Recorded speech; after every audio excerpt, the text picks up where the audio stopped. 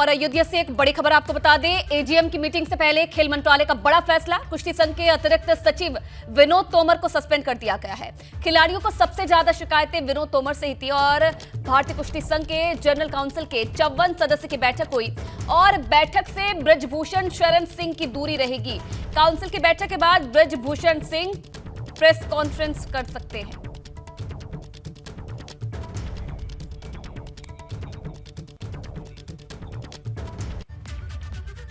इससे पहले गोंडा में कुश्ती संघ के अतिरिक्त सचिव विनोद तोमर ने कुश्ती संघ अध्यक्ष ब्रजभूषण शरण सिंह को लेकर बयान दिया था, जिसमें उन्होंने कहा था कि ब्रजभूषण शरण सिंह ने अध्यक्ष पद की जिम्मेदारी से खुद को अलग कर लिया है और मामले की जांच होने तक ब्रजभूषण शरण सिंह कोई फैसला नहीं लेंगे। देखिए, उन्होंने खुद यानी किसी दबाव नहीं है, शायद उन्होंने खुद अपने आप को, जब तक जांच हो रही है, अपने आप को अलग कर लिया है।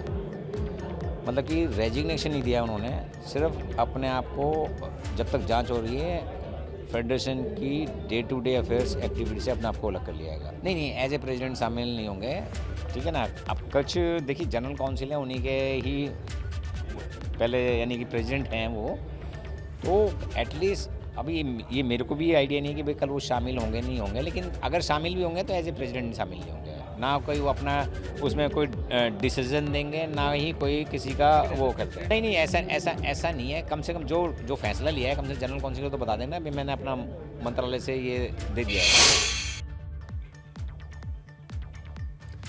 नमस्कार, बहुत स्वागत है आपका एबीपी गंगा में और मैं हूं आपके साथ आयुषी नेगी। और बुलेटिन की शुरुआत एक बड़ी खबर के साथ करेंगे। लखनऊ से बड़ी खबर आपको बताते, जहां भाजपा की प्रदेश कार्य समिति की बैठक आज होनी है। बैठक में सांसद, विधायक समेत कई पदाधिकारी मौजूद रहेंगे। प्रदेश कार्य समिति के उद्घाटन सत्र में सीएम योगी भी शामिल होंगे।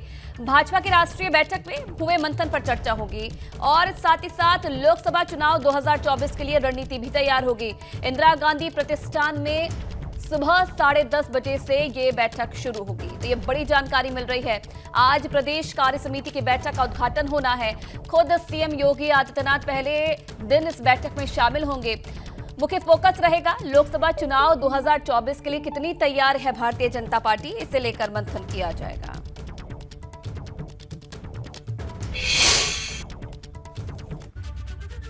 वहीं लखनऊ से एक और बड़ी खबर आपको बता दें, यूपी बीजेपी के पदाधिकारियों की बैठक आज होनी है। प्रदेश अध्यक्ष भूपेंद्र चौधरी की अध्यक्षता में बैठक हुई। कार्य समिति की बैठक को लेकर इस बैठक में चर्चा की गई और आगामी चुनाव को लेकर चर्चा हुई है।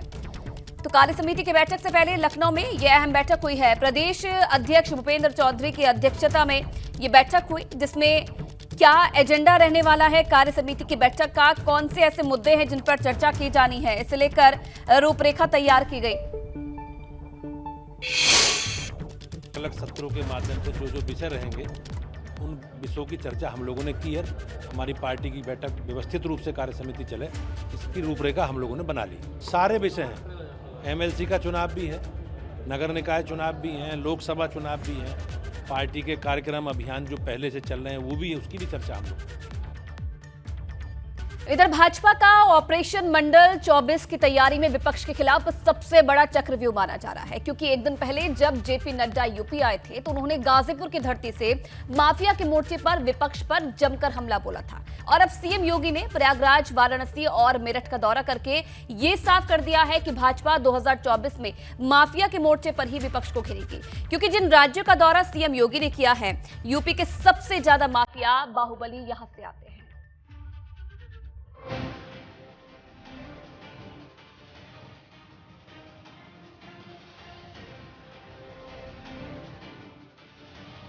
चौबीस का चुनावी चक्रव्यूह, ऑपरेशन मंडल एक्टिवेट।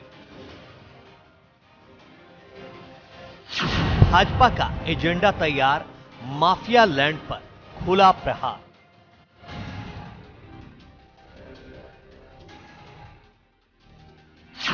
दिल्ली फतह का यूपी फॉर्मूला, भाजपा के टारगेट पर एक एक जिला। 2024 की चुनावी जंग जैसे जैसे नजदीक आ रही है, भाजपा चुनावी मूड में आती जा रही है, क्योंकि अखिलेश यादव भाजपा को टक्कर देने के लिए थर्ड फ्रंट की सेना बनाने में जुटे हैं। कांग्रेस भारत जोड़ो यात्रा में व्यस्त है, बसपा दलित मुस्लिम गठजोड़ को मजबूत कर रही है। वहीं भाजपा ने 2024 के लिए यूपी में 7 लेयर तैयारी शुरू कर दी है, जिसमें माफिया पर चोट, मुस्लिम पसमानदा का वोट, हारी हुई सीट पर नजर, कमजोर बूथ पर काम, सरकार की योजनाओं का नाम, ओबीसी वोट पर पकड़। यूपी की सभी 80 सीट पर कमल शामिल है। दरअसल 2024 के चुनाव में अब करीब 395 दिन का वक्त बचा है और भाजपा ने अपने लिए अभी एक एक दिन का प्लान तय कर दिया है। इसे इस बात से समझ सकते हैं 20 जनवरी को भाजपा के राष्ट्रीय अध्यक्ष जेपी नड्डा ने रैली के लिए उस गाजीपुर को चुना है जहां 2019 में भाजपा चुनाव हार गई थी, जहां जेपी नड्डा ने माफिया पर निशाना साध कर न सिर्फ 24 का एजेंडा साफ कर दिया बल्कि बता दिया अब यूपी में माफिया पर एक्शन खुलकर होगा। कहां गुंडागर्दी हो गई, यहां जमीन हथिया लिया गया, यही होता था कि नहीं होता था? आजकल इस माफिया का राज है, आजकल इस माफिया का राज है। ये विकास की कहानी, आम व्यक्तियों को राहत देने का काम, ये काम किया है तो भारतीय जनता पार्टी ने किया है। मोदी जी के नेतृत्व ने नई राजनीति को जन्म दिया है और योगी जी ने अक्षरशः उसको धरती पर लागू करने का काम किया है। इस बात को हमको समझना होगा। मुंह में बरबसा पाती है कि गादि तनय मन चिंता व्यापी, हरि बिनु मरहि न निश्चर पापी।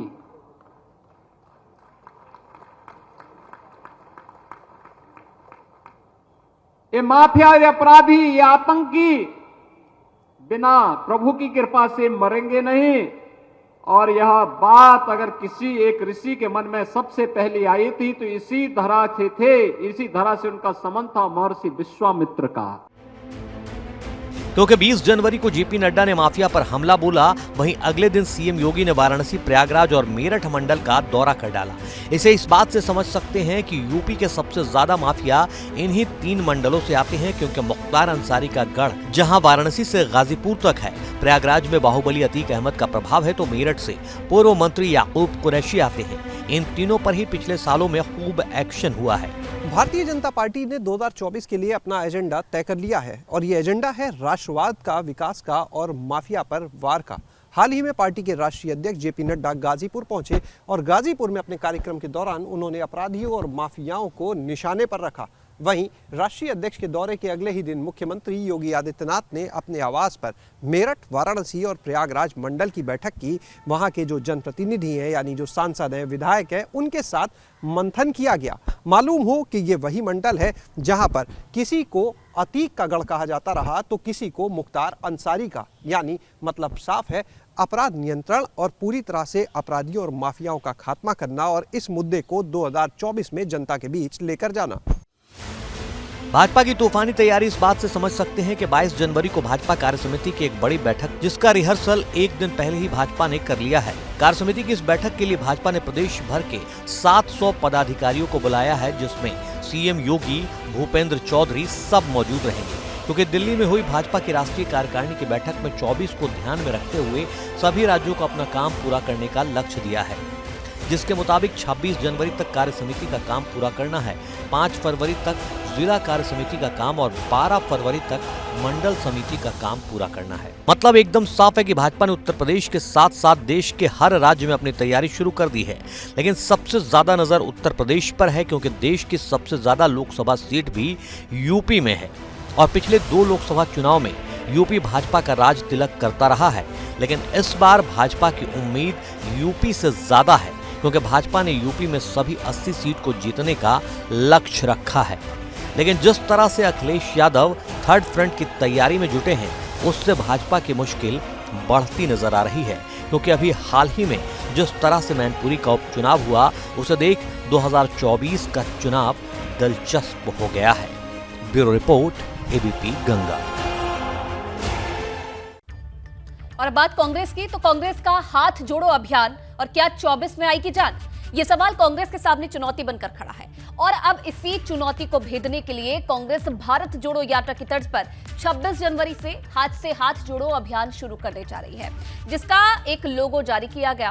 कांग्रेस के इस अभियान का मकसद सरकार की विफलता को लोगों तक पहुंचाना है। लेकिन बड़ा सवाल यह है कि क्या कांग्रेस के इस अभियान से यूपी में कांग्रेस मजबूत होगी, क्योंकि यहां पिछले 3 दशक से कांग्रेस हाशिए पर है।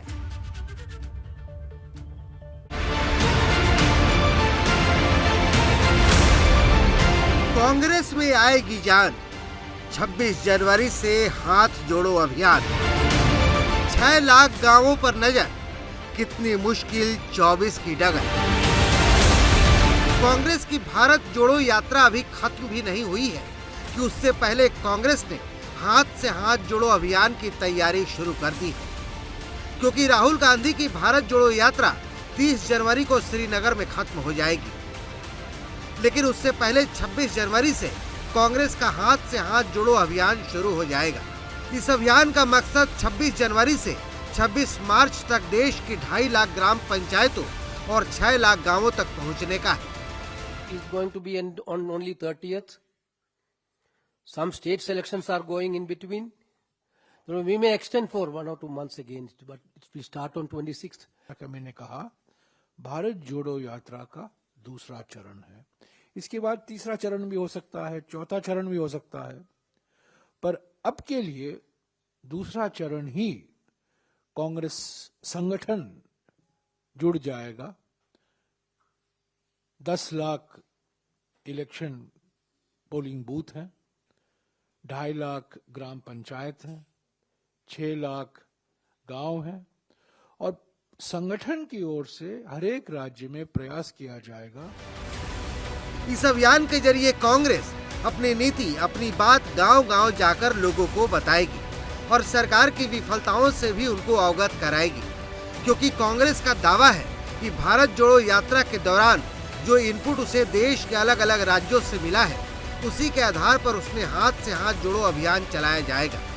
कांग्रेस पार्टी ने आज हाथ से हाथ जोड़ो अभियान के लिए अपने लोगों को लॉन्च कर दिया है। जाहिर तौर से बात है कि कांग्रेस पार्टी 26 जनवरी से हाथ जोड़ो अभियान की शुरुआत करने जा रही है, जिसमें देश भर के तमाम तरह राज्यों में पहले ही प्रभारी नियुक्त किए जा चुके हैं, जो कि इस पूरे अभियान को आगे बढ़ाएंगे। हाथ से हाथ जोड़ो कैंपेन में कांग्रेस पार्टी प्रत्येक घर पे पहुंच के तमाम तरह जो घर के निवासी हैं उनसे मुलाकात करेगी और उसमें केंद्र सरकार की नाकामियों को बताएगी।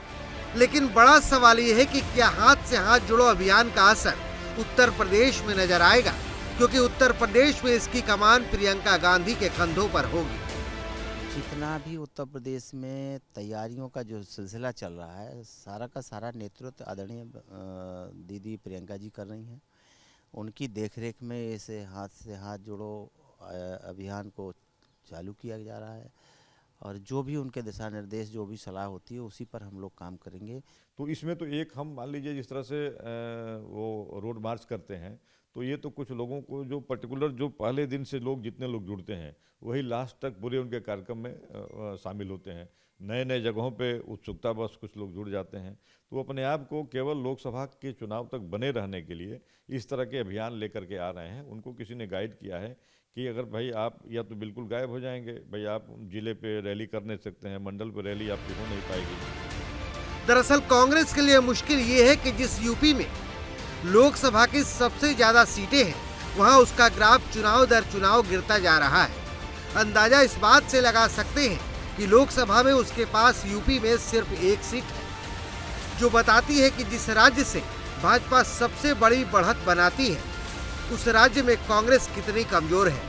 अब सवाल इस बात का है कि क्या कांग्रेस यूपी में अपनी पुरानी जमीन दोबारा से बना पाएगी, या फिर कांग्रेस की सारी कोशिश भाजपा, सपा और बसपा के आगे हवा हो जाएगी। Bureau report, ABP Ganga. खबर वाराणसी से है, जहां नमो घाट पर सीएनजी बोट रैली का आयोजन होगा। सीएम योगी और पेट्रोलियम मंत्री हरदीप सिंह पुरी हरी झंडी दिखाएंगे। नावों को हरी झंडी दिखाकर रवाना किया जाएगा। नमो घाट पर शाम 3 बजे कार्यक्रम का शुभारंभ होगा। दशाश्वमेध घाट पर संध्या आरती और चेत सिंह घाट पर लेजर शो होगा। तो आज ये बड़ा कार्यक्रम होने वाला है। नाव को हरी झंडी दिखाकर आज रवाना किया जाएगा। सीएम योगी आदित्यनाथ और पेट्रोलियम मंत्री खुद इस मौके पर मौजूद रहेंगे। और अब उन्नाव से बड़ी खबर आपको बता दें, जहां भाजपा सांसद साक्षी महाराज का बड़ा बयान सामने आया है। उनका कहना है कि उन्नाव से ही लड़ूंगा लोकसभा का चुनाव। अगर टिकट नहीं मिलता है तो हरिद्वार में विश्राम करूंगा। टिकट कटने को लेकर साक्षी महाराज ने अल्टीमेटम दिया था। टिकट न मिलने पर पार्टी को परिणाम भुगतने की बात उनकी तरफ से कही गई थी और अब उनका यह कहना है कि अगर चुनाव लड़ूंगा तो उन्नाव से टिकट पर ही लड़ूंगा। तो लड़ूंगा तो केवल उन्नाव से ही लड़ूंगा। नहीं तो हरिद्वार में विश्राम करूंगा। नहीं, मैं चुनाव तो लड़ूंगा तो केवल उन्नाव से ही लड़ूंगा, नहीं तो हरिद्वार में विश्राम करूंगा। इधर भारतीय जनता पार्टी को लेकर शिवपाल यादव का बयान सामने आया है। उनका कहना है कि 2024 में भाजपा को हटना होगा, 2027 में भाजपा अपने आप हट जाएगी। तो शिवपाल सिंह यादव ने ये बड़ा बयान दिया है भारतीय जनता पार्टी को लेकर। हटा देना है और 24 में जब हटा दोगे तो 27 में तो ये फिर भागी जाएंगे, हट ही जाएंगे। हल्द्वानी से बड़ी खबर आपको बता दें, सपा मुखिया अखिलेश यादव का आज उत्तराखंड दौरा। निजी कार्यक्रम में शामिल होंगे अखिलेश यादव। रेलवे अतिक्रमण में पीड़ितों से मुलाकात भी करेंगे और 500 परिवारों पर रेलवे की जमीन पर अतिक्रमण का आरोप लगा है। सुप्रीम कोर्ट ने परिवारों को उजाड़ने पर अभी फिलहाल रोक लगाई है, लेकिन ये बड़ी जानकारी मिल रही है कि आज हल्द्वानी के दौरे पर रहेंगे अखिलेश यादव। तो योगी आदित्यनाथ ने 2017 में पहली बार सीएम बनने के बाद से प्रदेश की भाजपा सरकार ने लगातार माफिया और बाहुबलियों के खिलाफ कार्रवाई कर रही है। इन 6 सालों में प्रदेश में 62 चिन्हित माफिया और उनके गैंग के सदस्यों के खिलाफ कार्रवाई की गई है। आंकड़े ये बताते हैं कि अब तक गैंग के 466 लोगों के खिलाफ केस भी दर्ज किया गया है। यूपी में गैंगस्टर एक्ट के तहत माफिया और गुंडों के खिलाफ ताबड़तोड़ कार्रवाई जारी है। इसमें संपत्तियों को जब्त करना, उन्हें अवैध कब्जे से छुड़ाना और बुलडोजर से ढहाना शामिल है। गैंगस्टर एक्ट के तहत 406 लोगों के खिलाफ कार्रवाई हुई है। तो वहीं इसी एक्ट के तहत अब तक 1577 करोड़ 75,33,552 रुपए की संपत्ति की जब्ती की जा चुकी है, जबकि 1098 करोड़ 62,60,262 रुपए की संपत्ति अवैध कब्जे से या तो मुक्त कराई गई है या फिर ध्वस्त कराई गई है।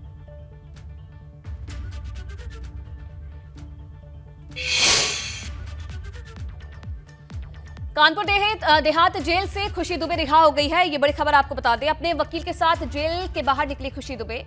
चर्चित बिकरू कांड केस में जेल में खुशी दुबे बंद थी। करीब 30 महीने से जेल में बंद थी खुशी दुबे और जेल से रिहाई के बाद खुशी दुबे ने बयान दिया है कि मुझे नहीं पता कि किस मामले में मैं जेल गई। रिहाई के बाद खुशी दुबे के वकील शिवाकांत ने कहा कि कानून पर भरोसा था, देर से मिला न्याय। तो एक लंबे इंतजार के बाद आखिरकार खुशी दुबे जेल से बाहर आ चुकी है। बिल्कुल विश्वास था। क्या विश्वास था आपको? कि मुझे न्यायालय से पूरा भरोसा था कि वो मुझे बेल देंगे। महीने जी। मैं अभी इस बारे में मैं इस हालत में नहीं हूँ कि मैं अभी आपको ये सब बोल सकूँ। मैं 4 तारीख को थाने गई थी और 8 तारीख को जेल भेजा। उन 4 दिन में मेरे साथ क्या हुआ मैं आपको नहीं बता सकती। मुझे इतना पता है, मैं सुप्रीम कोर्ट पे पूरा भरोसा था कि मुझे बेल देंगे। हमें न्याय पर पूरा भरोसा था, न्याय मिला। ये अलग बात है कि न्याय थोड़ा सा लेट मिला हम लोगों को, लेकिन अभी भी हमें न्याय पर भरोसा है। खुशी निश्चित तौर पर बाइज्जत बरी भी होगी। ऐसी कोई धारा नहीं थी गंभीर जो इस पर न लगी हो। 302 भी लगी है, 396 भी लगी है, 3/4 एक्सप्लोसिव एक्ट भी लगी है। सारी गंभीरतम धाराएं लगाई गई हैं, लेकिन हमें न्याय व्यवस्था पर न सिर्फ भरोसा है बल्कि विश्वास है कि ये रिहा होगी, बाइज्जत भी बरी होगी।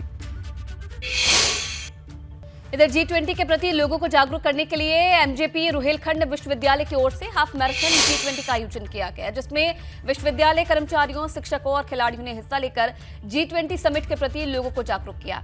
मैराथन को कुलपति केपी सिंह ने हरी झंडी दिखाकर रवाना किया। विश्वविद्यालय परिसर से शुरू होकर क्षेत्र के मुख्य मार्गों से ये मैराथन गुजरी और मैराथन में शामिल होने वाले सभी प्रतिभागियों का कहना है कि हमारे लिए गर्व की बात है कि इतने सालों बाद देश को G20 समिट की मेजबानी करने का मौका मिल रहा है।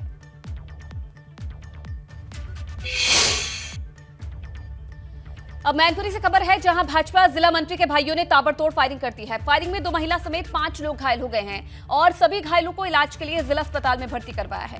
भाजपा जिला मंत्री ओमजी दुबे के भाइयों के खिलाफ थाने में शिकायत दर्ज की है। किचनी थाना क्षेत्र के शमशेरगंज गांव की घटना बताई जा रही है। 2 महिला समेत 5 लोग फायरिंग की घटना में घायल हो गए हैं, जिन्हें निजी अस्पताल में भर्ती करवाया गया है। सायंकाल में विवाद हुआ, जिसमें अंकित दुबे पक्ष की तरफ से फायरिंग की गई, जिसमें विद्याराम बाथम पक्ष के 4 लोगों को पैरों में छर्रे लगे हैं और एक गांव का अन्य व्यक्ति है जिसको भी गोली लगी है। सभी का मेडिकल कराया जा रहा है। बस्ती के रुधौली थाना के विशुनपुरा बाजार में पुलिस ने 2 लग्जरी गाड़ियों से 802 बोतल अवैध अंग्रेजी शराब बरामद की है। पकड़ी गई शराब की कीमत 11 लाख रुपए बताई जा रही है। आपको ये भी बता दें कि मुखबिर की सूचना पर पुलिस ने अंतर्राज्यीय शराब तस्करों को घेराबंदी की और पुलिस ने शराब तस्करों की गाड़ियों को रोकने का प्रयास भी किया, लेकिन वो गाड़ी लेकर भागने लगे।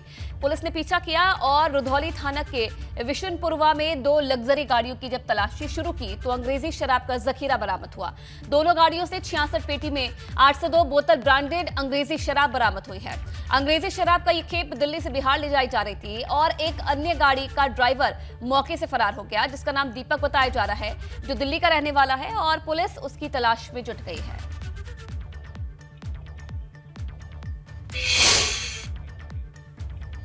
बड़ी खबर लखनऊ से बता दें, 2 पक्षों में जमकर लाठी डंडे चले हैं। मारपीट में कई लोग घायल बताए जा रहे हैं और मारपीट का वीडियो सोशल मीडिया पर वायरल हो गया है। अमीनाबाद थाना के मौलवीगंज की घटना बताई जा रही है। तो राजधानी लखनऊ से ये बड़ी खबर, जहां 2 पक्षों में जमकर लाठी डंडे चले हैं।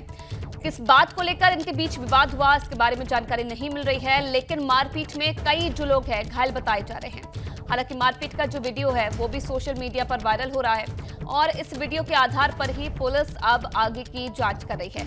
अमीनाबाद थाना का ये पूरा मामला है, कई लोग घायल इसमें बताए जा रहे हैं। लखनऊ का ये मामला। बागपत से खबर है, जहां दबंगों ने अधिवक्ता के घर में घुसकर हमला बोल दिया। लाठी डंडों से अधिवक्ता के परिवार पर हमला कर दिया। सेल्स टैक्स के अधिवक्ता का परिवार हमले में घायल हो गया है। मारपीट की घटना सीसीटीवी कैमरे में कैद हो गई है। बिनौली थाना क्षेत्र के बिजवाड़ा गांव की घटना बताई जा रही है।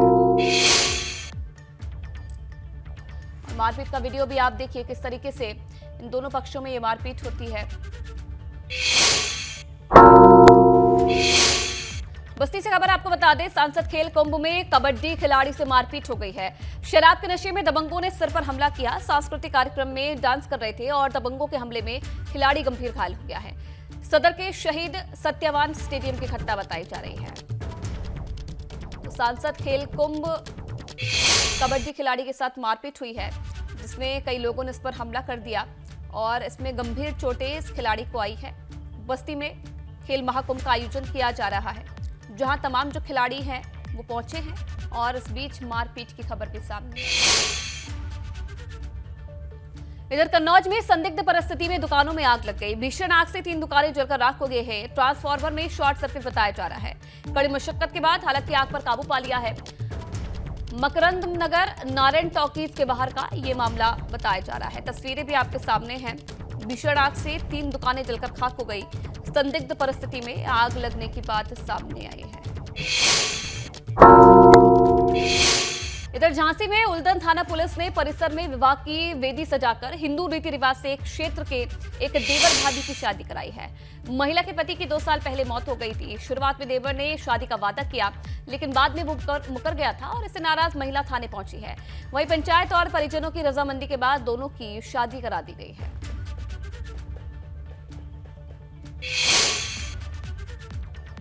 और वहीं हरदोई बिलग्राम में एक रफ्तार का कहर देखने को मिला है। खड़े ट्रक में पीछे से टकराए बाइक सवार। सड़क हादसे में 2 लोगों की मौत हो गई है। दोनों मृतक बगौली थाना क्षेत्र के बताए जा रहे हैं। बिलग्राम के रोशनपुर के पास ये हादसा हुआ है। तो हरदोई बिलग्राम में रफ्तार का कहर देखने को मिला, जहां खड़े ट्रक में अचानक से पीछे से 2 बाइक सवार टकरा गए, जिसमें 2 लोगों की मौत। तो तस्वीरें आपने देखा ही, जहां सड़क हादसा हो गया, 2 बाइक सवारों की मौत इसमें हो गई है और देर रात की घटना बताई जा रही है, जहां अचानक से जो ये घटना है वो सामने आई है। चलिए आगे बढ़ेंगे, बात करेंगे जहां गाजियाबाद में युवक की हत्या कर शव के टुकड़े कर दिए गए। आपको बता दें कि हत्या के बाद शव के टुकड़े करके फेंक दिए गए। अवैध संबंधों के चलते युवक की हत्या की बात सामने आई है। पति ने पत्नी के प्रेमी की निर्मम हत्या कर दी। राजस्थान का रहने वाला ये प्रेमी युवक बताया जा रहा है। हालांकि पुलिस ने शव को पोस्टमार्टम के लिए भेजा है और पुलिस ने आरोपी को हिरासत में लिया। खोड़ा थाना क्षेत्र की घटना है। तो ये हैरान करने वाला मामला गाजियाबाद से। रिक्शा चालक ने अपनी पत्नी के बॉयफ्रेंड को जयपुर से बुलाकर मार डाला। फरसे से उसके टुकड़े टुकड़े कर दिए और कई टुकड़ों को उसके बाद नहर में डाल दिया।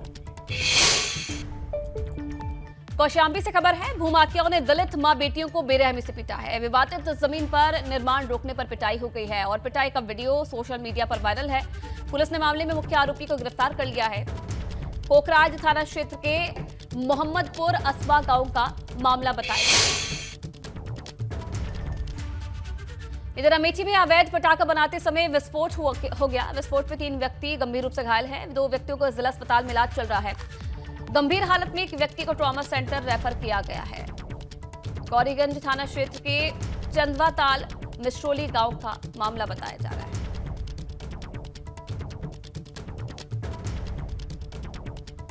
अवैध पटाखा बनाते हुए अचानक से विस्फोट हुआ, जिसमें 3 व्यक्ति गंभीर घायल बताए जा रहे हैं। गौरीगंज थाना क्षेत्र के चंदवाताल मिश्रोली गांव का मामला बताया है।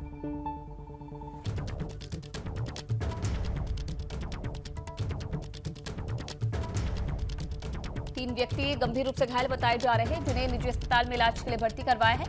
हालांकि अब पुलिस आगे की जांच कर रही है। मौके पर पहुंचकर पुलिस ने मामले का संज्ञान लिया और एक गंभीर हालत व्यक्ति को ट्रॉमा सेंटर रेफर किया गया है।